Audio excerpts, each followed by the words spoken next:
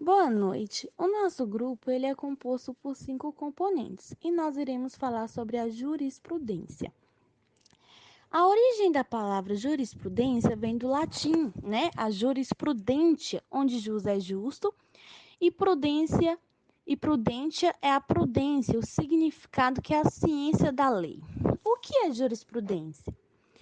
É o resultado de uma série de decisões proferidas por tribunais que visam sempre uma matéria em um determinado sentido, né? É a aplicação da lei ao caso concreto e também tem um papel de uniformizar o entendimento de todos que ali estão nos tribunais, né? Garantindo sempre a segurança jurídica e sempre auxiliando advogados e advogadas em suas petições. A gente pode resumir, né, em poucas palavras, que é um conjunto de decisões dos tribunais, né, sobre uma matéria que preste similaridades entre diferentes disputas judiciais. Vocês vão entender um pouco mais. Um exemplo, a jurisprudência vai estar lá todo o pós e o contra, né, de um determinado processo. Toda a parte do julgamento vai estar lá, né?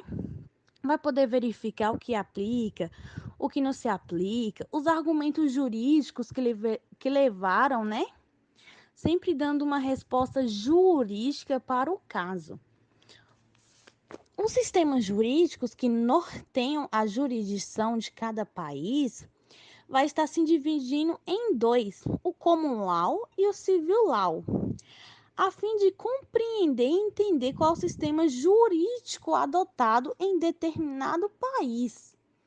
Bem como seu funcionamento, é necessário analisar sempre toda a origem jurídica e estrutura que está por detrás dessa jurisdição de cada sistema. O civil law é um dos tipos de sistema jurídico onde a utilização pelo ordenamento jurídico está baseada em normas escritas, publicadas e documentadas em diplomas próprios. E tem o sistema common law, que não possui sua base em normas codificadas, mas sim em costumes e precedentes. Vamos tirar a palavra precedente. O que é? É o resultado do ratio decidente. O que é um ratio decidente? É uma razão de decidir. Por quê? Porque ali vai haver um caso, vai precisar ter uma decisão judicial, que por sua vez é o resultado de uma análise, né, jurídica de um caso concreto, daquele caso que vai estar para ter um resultado, uma conclusão, uma resposta jurídica. Porque a sentença ela é dividida em três: tem um relatório, o ocasionamento que ocorre, a motivação, o porquê, né? E vai ter uma conclusão que é a resposta jurídica. O judiciário no Brasil é um dos que mais trabalha. Por quê? Porque tem um grande acúmulo judiciário. O Poder Judiciário passou a usar súmula por causa disso. Por quê? O que é uma súmula, né? Que são enunciados compostos de algumas linhas ou frases que reproduzem resumo de entendimento consolidados e que por isso funcionam como uma regra geral para a jurisprudência, para não ter que ter repetição sobre determinados casos, porque já vai ter um grande acúmulo sobre um determinado caso, que vai servir para outros. Os meus colegas vão abranger mais sobre esses determinados temas, vamos abranger um pouco mais de conteúdo para o entendimento da jurisprudência. Boa noite, eu vou falar sobre a jurisprudência como fonte do direito. Cada sociedade tem a sua forma de organização, e a depender de qual organização política ela terá, irá se reeleger determinada instância que será responsável para o estabelecimento de normas jurídicas de caráter geral que têm o objetivo de disciplinar as condutas humanas. No modelo romano-germânico, que é o caso de quase uma totalidade dos países da Europa, que o Brasil é o herdeiro do poder legislativo, que é ratificado para formular as normas jurídicas que há de se seguir, e em caráter abstrato, a forma que as condutas preferir. A jurisprudência é o entendimento de um certo tribunal sobre determinado tema. É a forma que os tribunais usam para interpretar as leis. Na primeira redução de complexidade, podemos caracterizar o direito como fenômeno normativo, sendo o momento que o jurídico desempenha o papel de disciplinador da liberdade, assegurando que, através de condutas humanas previsíveis, a convivência em sociedade seja mantida. O produto dessa primeira redução de complexidade é também chamada como fontes do direito. A jurisprudência no sistema civil law não é considerada como fonte de direito. Ela vai ser tida como uma fonte interpretativa. O juiz pode usá-la para fins de entendimento, para decidir sobre algum caso. Entretanto, ele não é obrigado a isso. Mas no sistema civil law, ele pode julgar de maneira que achar pertinente, não necessariamente da forma que outro juiz julgou. Essa fonte será muito utilizada, principalmente quando houver uma lacuna em algum caso em que fontes secundárias sejam necessárias para fomentar uma decisão. Continuando aqui a nossa conversa sobre jurisprudência, a doutrina romanística mais tradicional nega, de uma forma geral, a função de jurisprudência como fonte do direito. A jurisprudência é, de regra para ele, citada, ao lado de outras fontes, muito mais do que possa apresentar o tema sob um enfoque universal. Outra parte dessa doutrina não afirma a jurisprudência uma fonte do direito. A partir desse raciocínio assim colocado, a gente não poderia resultar em outro pensamento, senão aquele que a jurisprudência no sistema romanístico é, na verdade, uma fonte interpretativa, mas não uma fonte de direito. Fato é que, se partindo do ponto de vista do papel atribuído na lei em países que adotam o civil law, a lógica seria essa conclusão. É possível identificar diversos mecanismos de tradição romanística que afirma aquela primeira premissa. Hoje existem vários institutos de civil law e eles vêm se fortalecendo nos últimos tempos. Esses institutos eles atribuem à jurisprudência caráter estrito. Concede o direito de vincular o Estado juiz em suas decisões. O Estado juiz entende-se que é a divisão material dos poderes e está sob a vigilância do, no nosso caso, o Poder Judiciário. O Civil Law, também chamado de sistema romano-germânico, é um sistema jurídico que tem a lei como fonte imediata de direito. Isso é, que utiliza as normas como fundamento para a resolução dos litígios.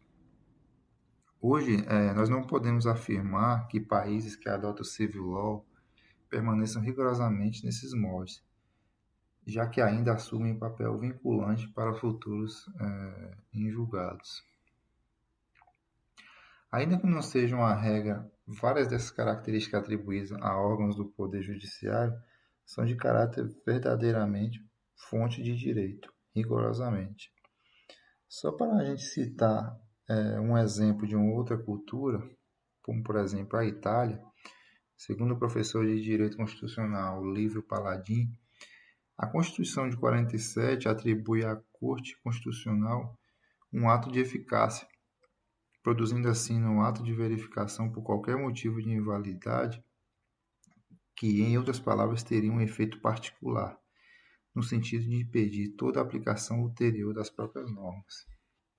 Na Espanha, que seria um outro exemplo, o Tribunal Constitucional tem força de precedentes atados tanto em relação aos seus julgados quanto aos demais órgãos do Poder Judiciário. A lei, por exemplo, número 34, prevê cassação em caso de infração à normativa do ordenamento jurídico ou à jurisprudência. Mas desses países citados, o que vai de fato nos interessar mais é o de Portugal, que é onde o Brasil vai herdar o seu direito. Esse foi resultado da interação entre o Código Visigótico, ou foraleiro, e o direito canônico. As primeiras ordenações sob o comando do rei Afonso, chamadas ordenações afoncinas, depois ordenações manuelinas, tal livro de ordenações jurídicas responderia ao chamado Livro Verde das Ordenações Filipinas, onde eram compilados os assentos normativos, assentos da Casa de Suplicação, que viria a substituir a antiga façanha. Em 1969, a Lei da Boa Razão retirava da cidade do Porto, da cidade do Rio de Janeiro e de Salvador o direito de edição e permaneciam inalteradas, sob as penas estabelecidas na época. Em 1808, isso mudaria, já a partir da vinda da família real ao Brasil. O direito português hoje vigente segue mantendo esses mesmos assentos obrigatórios. Olá, boa noite. Eu vou falar um pouco sobre jurisprudência como fonte do direito no Brasil. O sistema jurídico brasileiro é formado nos moldes herdados do direito continental europeu, com características incertas de ambiente histórico, político e socioeconômico, que resultaram no juspositivismo. Grandemente influenciado pela França e por Portugal, o direito brasileiro figura entre o sistema que René Davi relacionou dentro da família romano-germânica. Entre as principais notas que distinguem o sistema civil laudos do sistema comunal está a ideia naquele da supremacia irrestrita da lei. O princípio da supremacia da lei sempre esteve presente na história constitucional brasileira. A fórmula: nenhum cidadão pode ser obrigado a fazer ou deixar de fazer alguma coisa senão em virtude da lei, constante no artigo 179 da Constituição Imperial, foi repetida sem grandes mudanças no artigo 72 da Primeira Constituição de 1981, no artigo 113, alinear da Segunda Constituição de 1934, artigo 141 da Segunda Constituição de 1946, artigo 150 da Segunda Constituição de 1967, artigo 153 da Segunda Constituição de 1946, artigo 150 da Segunda Constituição de 1967, artigo 153 da Segunda Emenda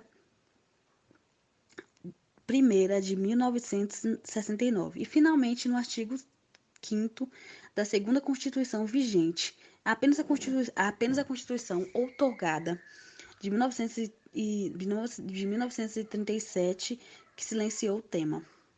Nos sistemas romanísticos, a ideia de supremacia legal tornou a expressão lei como produto da atividade ligeiramente dos parlamentos e soma-se ao princípio da completude de ordenamento, do que resulta a necessidade de previsão de mecanismo para a comutação das lacunas deixadas pela lei, derivada da impossibilidade fática do legislador prever e dispor sobre todas as possíveis condutas humanas e fatos da vida.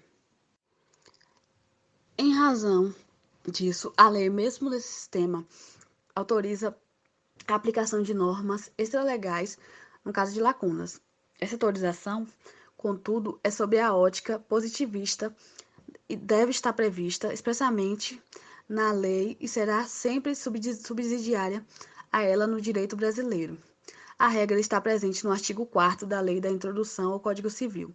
Quando a lei for omissa, o juiz decidirá o caso de acordo com a analogia, os costumes e os princípios gerais do direito, o que não faz menção à jurisprudência. Ainda outras normas legais do direito brasileiro cuidam de critérios para a integração de ordenamento, mas também nela o legislador deixou de relacionar a jurisprudência. No artigo 126 e 135 do Código Penal Civil, o artigo 291 do Código Comercial e o artigo 100 do Código Tributário Nacional, o artigo 2 da lei número 9.000 137 de 1976, que dispõe sobre a arbitragem. A única exceção encontrada no artigo 8 da CLT diz assim: a autoridade administrativa e a Justiça do Trabalho, na falta de disposição legais ou contratuais, decidirão, conforme o caso, pela jurisprudência, por analogia e por equidade e outros princípios e normas gerais do direito, principalmente do direito do trabalho e ainda de acordo com o uso de costumes, o direito comparado mas sempre de maneira que nenhum interesse de classe ou particular prevaleça sobre o interesse público. Portanto, o papel ocupado pela jurisprudência no sistema jurídico brasileiro parece ser bastante reduzido. Agora irei falar sobre o papel da jurisprudência no sistema jurídico brasileiro, uma análise zetética. O que é zetética, né? É uma metodologia investigativa, né, que indaga, uma indagatória voltada para a resolução de problemas teóricos, né, que acaba tendo como resposta, né, o recrudescimento das discussões em torno da força vinculante da jurisprudência no Brasil. Foi deflagrado, né, pela preocupação, como eu já havia dito, com o agravamento de uma crise que passa o Poder Judiciário, né, com especial enfoque sobre a lentidão de suas respostas aos jurisdicionados. Praticamente todos os defensores de uma súmula vinculante apresentam como principal argumento essa agilização do mecanismo judiciais, né, que teoricamente dela teria uma solução para este problema, né? Então, desde um caso específico das súmulas vinculantes e seus defensores, né, terminam declarante por uma solução para o condicionamento causado nos tribunais pelas centenas, né? Por vezes milhares de ações semelhantes, na maior parte das vezes tendo por causa medidas tomadas pelo próprio Estado, né? Como repercussão sobre um universo muito grande de pessoas. Daí surgiu a súmula, como eu já tinha havido falado, né? A gente tinha falado sobre as súmulas e a facilitação, né? Sobre isso. O conservadorismo do Poder Judiciário brasileiro, especialmente das suas instâncias superiores, e sua histórica falta de comprometimento com a democracia e uma ausência de previsão de controle externo democrático sobre os seus órgãos, faz um alargamento do poder que representa a previsão genérica, né, de efeitos vinculantes para a jurisprudência, pela mesma razão a qual se alinha a estreita relação da submissão procelismo entre as altas cúpulas do jurídico. Resgata-se um título do fecho, um questionamento feito no início. As comandas contidas na jurisprudência possuem ou podem vir a possuir, no direito brasileiro, força congente sobre as condutas humanas, servindo por isso de fundamento por si uma decisão jurisdiciais, e ela responde-se sobre uma prisma meramente dogma, né? Uma instituição de forças para a jurisprudência não se mostrar um desacordo com o sistema jurídico brasileiro, sendo possível identificar em vigor várias normas jurídicas que aprovêm sobre um assunto levando em consideração um contexto histórico, político, econômico e social do qual participará uma atribuição, né, de efeito vinculante para a jurisprudência, antes que outras estruturas fundamentais sejam implementadas, né, e acabando sendo indesejável, não atingindo os fins a que propõe, favorecendo o contrário, né, um recrudescimento das ordens, né, que acaba tendo o poder judiciário descobrindo seus fins institucionais. Então, acaba tendo uma metodologia, né? Algo que precisa ser indagado, voltado para uma resolução de problemas teóricos, que é necessário para resolver qualquer problema jurídico brasileiro, né? Podendo assim ter uma resposta concreta. Então, o papel da jurisprudência no sistema jurídico brasileiro, ela tem uma importância enorme, porque através disso que vai ter um resultado sobre este processo. Boa noite, meu nome é Júlio César e eu irei finalizar o trabalho falando sobre alguns pontos cruciais sobre a jurisprudência. O homem, diferente dos demais seres vivos, depende de regras de conduta para adotar sua existência, concebendo-lhe a segurança necessária para a permanência das sociedades. Falo também que o papel do Estado é implantar regras de conduta através do direito para que traga, na verdade, benefícios em geral à sociedade. O papel da jurisprudência desempenha nos sistemas jurídicos de common law e civil law tem razão nas peculiaridades históricas e políticas que lhe serviram de cenário, ressaltando-se naqueles a relativa força mantida pelos parlamentos mesmo durante o antigo regime, a força de dominação formando sobre os países anglo-saxônicos, que no caso da América do Norte é os Estados Unidos e o Canadá, que a criação de cortes judiciais desde a época remota é a composição, nestes, a reduzida importância dada à jurisprudência. A doutrina, que é o sistema romanísticos, não nega a jurisprudência o caráter do direito. Aí, a partir daqui, foram citadas duas premissas, que no caso da primeira premissa é que compreender a escrita do direito como argumento originário para a imposição de uma determinada conduta afeita a alguém. E a segunda seria que os sistemas romano-germânicos não contemplam regras expressas que concordam as decisões dos tribunais e de fato vinculam-se sobre as decisões posteriores de regra, concebendo-lhe o papel de fonte subsidiária às funções interpretativas e integrativas. O artigo 4º da Lei de Introdução ao Código Civil mostra que são identificados exemplos no passado e no presente de formas e normas legais que atribuem à jurisprudência um papel de fonte do direito no sentido estrito.